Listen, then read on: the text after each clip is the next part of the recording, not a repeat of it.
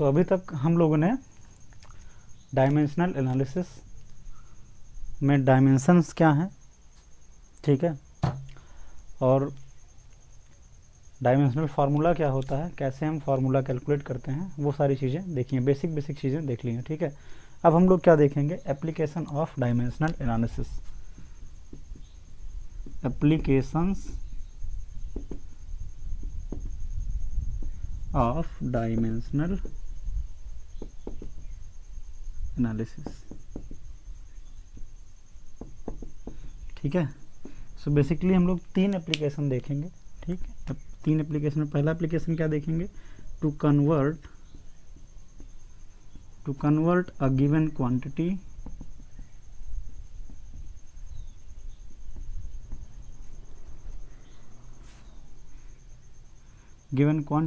from one system of unit to another, ठीक है ना। सो एक सिस्टम ऑफ यूनिट में अगर कोई क्वांटिटी गिवन है तो उस क्वांटिटी को दूसरे सिस्टम ऑफ यूनिट में कैसे चेंज करेंगे, ठीक है। उसके न्यूमेरिकल वैल्यू पे क्या चेंजिंग होगी और उसके यूनिट पे क्या चेंजिंग होगी, ये देखना है, ठीक है। दूसरा जो एप्लीकेशन देखेंगे वो क्या होगा, to check the correctness of a given expression, ठीक है। कोई एक्सप्रेशन हमको दे रखा है, वो करेक्ट है कि नहीं है, कौन सा करेक्शन देखना है हमको, करेक्टनेस डायमेंशनली। हम देखेंगे कि कोई गिवन एक्सप्रेशन डायमेंशनली करेक्ट है या फिर इनकरेक्ट है, ठीक है ना। कभी कभी क्या होता है कि डायमेंशनली करेक्ट होती हैं चीज़ें लेकिन फिर भी वो एक्चुअली करेक्ट नहीं होती, ठीक है ना।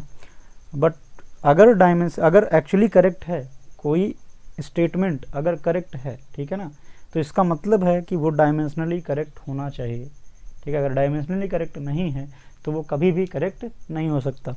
तो इस तरीके से हम डायमेंशनली करेक्टनेस की चेक करते हैं कि डायमेंशनली करेक्ट है कि नहीं है, ठीक है। उसके बाद हम दूसरी चीज़ों के लिए सोचते हैं, ठीक है। थर्ड क्या है, थर्ड देखना है टू एस्टैब्लिश relationship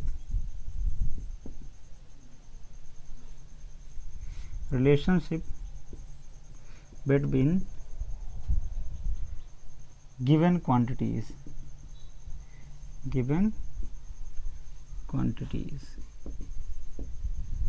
ठीक है। To establish relationship between given quantities. So ये 3 एप्लीकेशन हमको देखने हैं, ये 3 एप्लीकेशन हमको देखने हैं। तो सबसे पहले हम पहला एप्लीकेशन देखते हैं, ठीक है। उसके बाद दूसरा देखेंगे, फिर उसके बाद थर्ड एप्लीकेशन की तरफ बढ़ेंगे, ठीक है।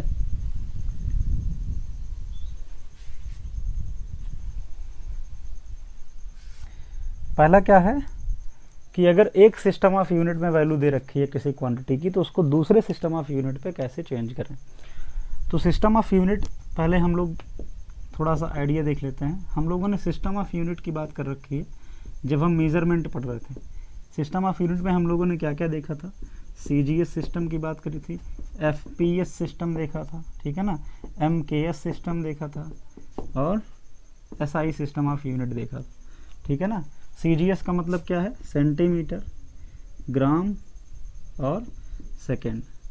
मतलब कि लेंथ को किस में मेज़र करेंगे हम, सेंटीमीटर, और मास को किस में मेज़र करेंगे, ग्राम में, और टाइम को किस में मेज़र करेंगे हम, सेकंड में, ठीक है ना। नेक्स्ट क्या था, FPS। F का मतलब क्या होता है, फुट।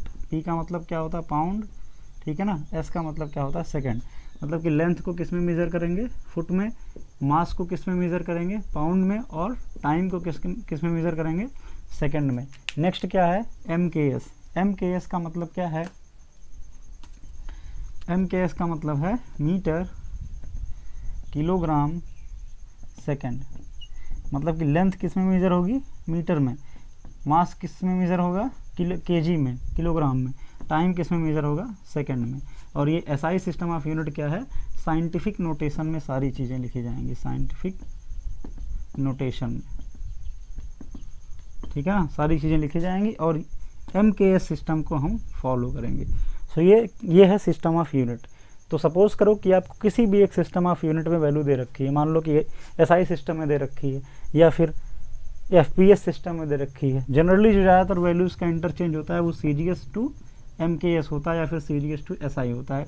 दोनों सिस्टम ऑफ यूनिट क्या है, सेम है, बस केवल राइटिंग का डिफरेंस है। यहाँ पर साइंटिफिक नोटेशन में वैल्यूज लिखी जाती हैं और यहाँ पर जिस तरीके से मल्टीप्लिकेशन डिवीज़न जैसे भी रहता है हम उस तरीके से रिप्रेजेंट करते हैं। ठीक है, तो इसके लिए हम लोगों ने एक बात करी थी कि किसी भी सिस्टम ऑफ यूनिट में हम देखें किसी भी क्वांटिटी को ऐसे लिखा जाता है n इंटू यू। ठीक है, कोई भी क्वांटिटी होगी यहाँ पर उसका न्यूमेरिकल वैल्यू लिखते हैं, न्यूमेरिकल वैल्यू मेजरमेंट के बाद, आफ्टर मेजरमेंट किसी भी क्वांटिटी को इस तरीके से लिखा जाता है, any quantity Q is equal to n into you.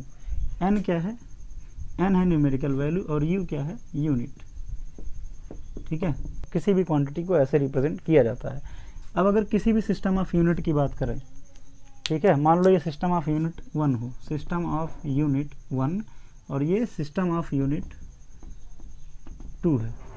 ठीक है, इसमें अगर न्यूमेरिकल वैल्यू n1 है और यूनिट u1 है, इसमें न्यूमेरिकल वैल्यू n2 है, यूनिट u2 है, तो इन दोनों का जो मल्टीप्लिकेशन होगा वो क्या होगा, कांस्टेंट होगा। ठीक है, वो क्या होगा, कांस्टेंट होगा। इन दोनों का जो मल्टीप्लिकेशन होगा क्वांटिटी के बराबर होता है तो वो कांस्टेंट होगा। हम लोग क्या लिखेंगे, n1 u1 is equal to n2 u2। Okay, ये क्या होगा, कांस्टेंट, यानी कि nu is equal to constant,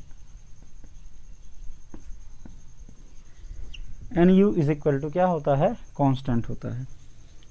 ठीक है, nu is equal to constant, इसका मतलब क्या हुआ कि n1 u1 बराबर होना चाहिए n2 u2 के, या हम ऐसे बोल सकते हैं कि जो u2 होगा, ठीक है ना, u2 इज इक्वल टू क्या होगा, n1 u1 अपॉन n2। यानी कि अगर हम इस तरीके से लिखें कि n1 upon n2 into u1, ये होगा हमारा u2। ठीक, अगर हमें n2 कैलकुलेट करना होगा तो हम कैसे करेंगे, n2 कैलकुलेट करना होगा तो n2 के लिए क्या करेंगे, n2 क्या होगा, यहाँ से देखें, इस u2 को यहाँ लेके आके डिवाइड कर देंगे। n2 is equal to numerical value in second system of unit, ये क्या हो जाएगा, n1 u1 अपॉन u2, इसको ऐसे लिख सकते हैं, है ना, n1 u1 अपॉन u2। यहाँ n2 क्या है, n2 है numerical value in second system of unit. ठीक है, n1 क्या है, numerical value in first system of unit. तो एक सिस्टम ऑफ यूनिट में आपको कुछ वैल्यू दे रखी है, उसको दूसरे सिस्टम ऑफ यूनिट में कन्वर्ट करना है। जैसे कि हम बात करें, कोई गिवन क्वांटिटी Q है, इसकी वैल्यू दे रखी है n1 u1। ठीक है ना, जैसे कि मैं मान लूँ अगर स्पीड की बात करूँ, मैं लिख लेता हूँ कि 10 मीटर पर सेकेंड जो है स्पीड दे रखी है, ये किस में है, MKS में है। MKS में क्यों है, क्योंकि लेंथ को मीटर में मेज़र किया गया है और टाइम को सेकंड में, तो ऐसा MKS में होता है, लेंथ को मीटर में मेज़र करते हैं। सो ये MKS सिस्टम में दे रखी है। न्यूमेरिकल वैल्यू n1 की जगह पर क्या है, 10 है, ठीक है ना, और u1 की जगह पर क्या है, मीटर पर सेकंड है। ठीक है, मीटर पर सेकंड। सो ये MKS सिस्टम में वैल्यू है। इसको हमें कन्वर्ट करना हो CGS सिस्टम में, किस में कन्वर्ट करना है, CGS सिस्टम में कन्वर्ट करना है। ठीक है, सो वहाँ पे क्या चेंज होगा, यूनिट चेंज होगा, यूनिट चेंज हो जाएगा, वहाँ पर यूनिट क्या होगा, सेंटीमीटर पर सेकंड, और ये न्यूमेरिकल वैल्यू n2 चेंज हो जाएगी। तो हमको क्या फाइंड आउट करना होता है, n2, हमको क्या फाइंड आउट करना होता है, n2, क्योंकि हमको u2 मालूम होता है। u2 क्यों मालूम होता है, क्योंकि हमें पता होता है हमको कहाँ पर चेंज करना है, किस सिस्टम ऑफ यूनिट में चेंज करना है। जिस सिस्टम ऑफ यूनिट में चेंज करना होगा उसी का यूनिट यहाँ पर रख देंगे। ठीक है, उसी का यूनिट रख देंगे, तो u2 हमको मालूम होता है, हमको n2 कैलकुलेट करना होता है। n2 कैलकुलेट कर लेंगे तो हम दूसरे सिस्टम ऑफ यूनिट में उस क्वांटिटी को लिख सकते हैं। कैसे लिखेंगे, n into you, n2 into u2।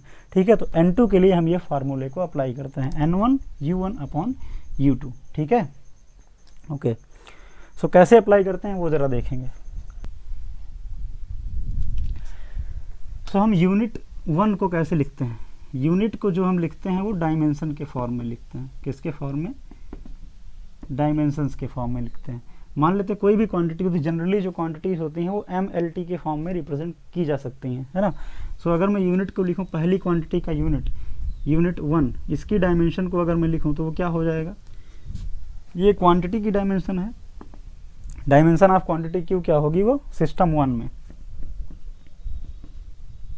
System 1 में, ठीक है। सिस्टम 1 की यूनिट, किसी भी यूनिट को लो, किसी भी यूनिट को हम लें, उसकी डायमेंशन जो है वो चेंज नहीं होती। डायमेंशन किसी भी क्वांटिटी की फिक्स रहती है, किसी भी सिस्टम ऑफ यूनिट में आप देखेंगे, ठीक है। सो अगर सिस्टम 1 में देखें तो ये हो गया। अब यूनिट जो भी होगा किसके फॉर्म में होगा? M के फॉर्म में होगा, L के फॉर्म में होगा, T के फॉर्म में होगा, ठीक है। किसी के बढ़ाने पे बढ़ेगा, किसी के घटाने पे घटेगा, मतलब डिपेंडेंसी का हमको क्लियर नहीं है। हो सकता है मास इंक्रीज करने पे इंक्रीज करे क्वांटिटी, मास डिक्रीज करने पे इंक्रीज करे, कुछ भी हो सकता है। इसलिए हम लोग यहाँ पर क्या लेते हैं? Power A B C। अगर पावर पॉजिटिव है, अगर पावर A B C ये सब पॉजिटिव है तो क्या करेगा? क्वांटिटी इंक्रीज करेगी, ठीक है, अगर हम इसमें इंक्रीमेंट करेंगे। और अगर ये नेगेटिव है तो क्या होगा? अपोजिट रिलेशनशिप होगा, क्वांटिटी डिक्रीज करेगी अगर हम इनको इंक्रीज करेंगे, ठीक है। तो इस तरीके से हम पावर लगा देते हैं यूनिट पे। सो इस तरीके से हमने लिख दिया। ये क्या हो गया? MLT की पावर क्या हो गई? ABC। ये सिस्टम ऑफ यूनिट 1 में है, ठीक। अब हम दूसरे में ज़रा बात करते हैं, U2, ठीक है ना। इसमें अब एक चीज़ और ध्यान में रखनी है हमको कि ये सिस्टम ऑफ यूनिट 1 की बात कर रहे हैं, तो वहाँ पर ये मास, लेंथ और टाइम, इनको मेज़र करने के यूनिट भी अलग अलग होंगे, इसलिए हम यहाँ पे लिखते हैं M1, L1 और T1। ऐसे अगर U2 की बात करें, वहाँ पर क्या होगा? M2, L2 और T2, ठीक है ना। A B C ये चेंज नहीं होंगी, क्योंकि यही तो डायमेंशंस हैं, यही तो क्या है? डायमेंशंस है। पावर्स ही डायमेंशंस होती हैं, ठीक है। सो ये चेंज नहीं होंगी। M2, L2, T2 हो गया, ठीक है। अब इसको यहाँ पर पुट करें ला करके। सो N2 इज इक्वल टू क्या हो गया? N1। U1 की जगह पर लिखेंगे M1 to the power A, L1 to the power B, T1 to the power C। और U2 की जगह क्या लिखेंगे? M2 to the power A, L2 to the power B and T2 to the power C, ठीक है ना। इस तरीके से हमने ब्रैकेट लगा दिया। अब हम पावर एक सेम है दोनों की, ठीक है ना, इसकी भी, तो सबको ऐसे लिख सकते हैं कि N1 M1 upon M2 to the power A, L1 upon L2 to the power B and T1 upon T2 to the power C। ये क्या हो गया? ये हो गया N2। तो ये हमारा फॉर्मूला बन जाता है यूनिट कन्वर्जन का, ठीक है ना, या क्वांटिटी को एक सिस्टम ऑफ यूनिट से दूसरे सिस्टम ऑफ यूनिट में कन्वर्ट करने के लिए, ठीक है। अब हम लोग देखते हैं कि इसको अप्लाई कैसे करेंगे।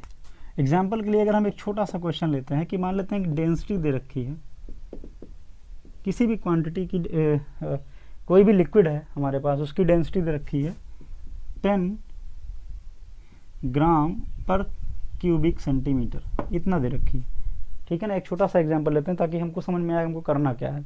10 ग्राम पर सेंटीमीटर क्यूब दे रखा है, इसको हमें SI सिस्टम में कन्वर्ट करना है। किस में कन्वर्ट करना है? SI सिस्टम में। सो SI सिस्टम यानी कि MKS, मीटर, किलोग्राम, सेकेंड, इन 3 में मेजरमेंट करना है, ठीक। ओके, सो अब क्या करेंगे? यहाँ पे N1 देख लिया, N1 कितना हो गया? 10, ठीक है।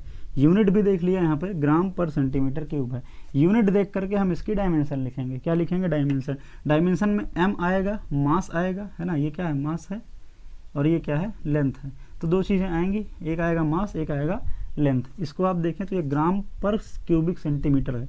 इसको अगर SI सिस्टम में हम लिखेंगे तो क्या हो जाएगा? SI सिस्टम में क्या होगा? SI सिस्टम में होगा SI सिस्टम में होगा किलोग्राम, और नीचे क्या होगा? Metre cube.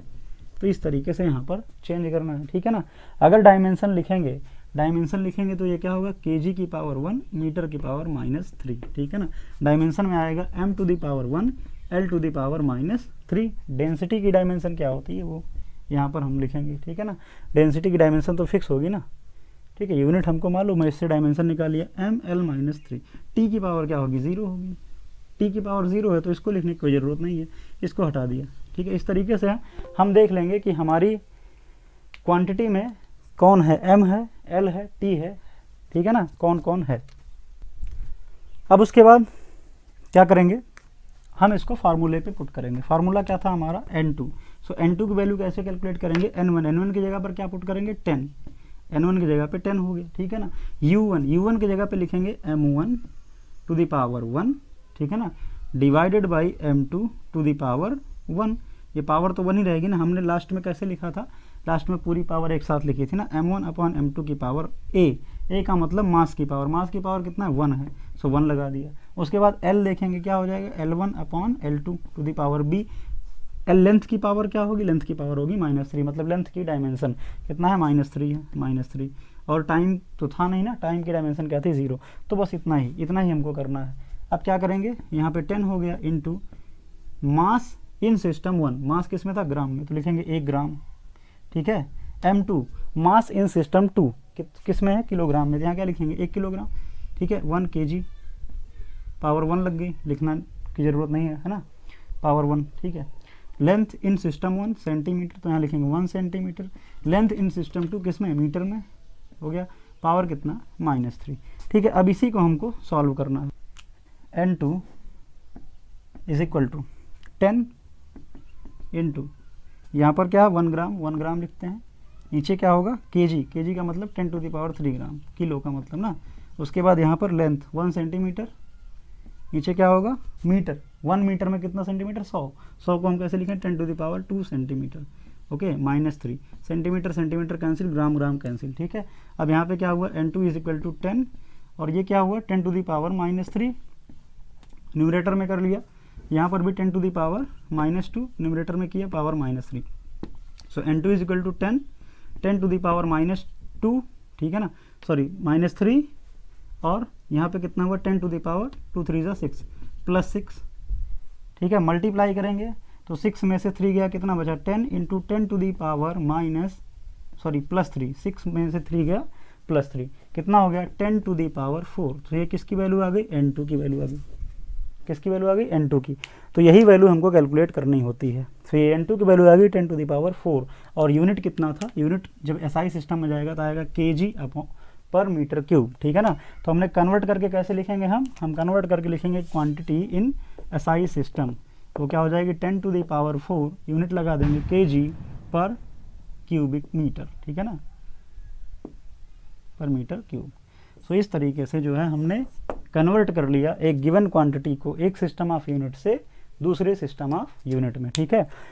कैसे करना है, N1 की वैल्यू निकाल लेना है, उसके बाद जो भी हमारी क्वांटिटी गिवन है, ठीक है, या नहीं गिवन है तो उसका यूनिट गिवन होगा, यहाँ से डायमेंशन लिख लेंगे, देख लेंगे कि M आएगा, L आएगा, T आएगा, कौन आएगा, किसकी क्या पावर होगी। उसके बाद ये फार्मूला अप्लाई करेंगे, M1 अपॉन M2 कर देंगे, पावर जो यहाँ से मिली होगी डायमेंशनल फार्मूले से वो अप्लाई करेंगे, ऐसे ही L1 अपॉन L2। और उसके बाद सिस्टम 1 में M L T किस में मेजर किया गया है वो वैल्यू पुट कर देंगे, सिस्टम 2 में किस में मेजर किया गया है वो वैल्यू पुट कर देंगे, ठीक है। उसके बाद सॉल्व करेंगे, इस तरीके से सॉल्व करेंगे तो N2 की वैल्यू आ जाएगी। फिर क्वांटिटी को कैसे लिखेंगे, quantity is equal to N2 into U2, system 2 में यूनिट क्या होगी वो लिख देना है, ठीक है। तो सिस्टम 2 में यूनिट जो होगी उसको हमें यहाँ पर लिख देना है। तो क्या हो जाएगा, ये पूरा का पूरा कन्वर्जन है, किस तरीके से हम डायमेंशनल एनालिसिस की हेल्प से कन्वर्जन करते हैं, ओके।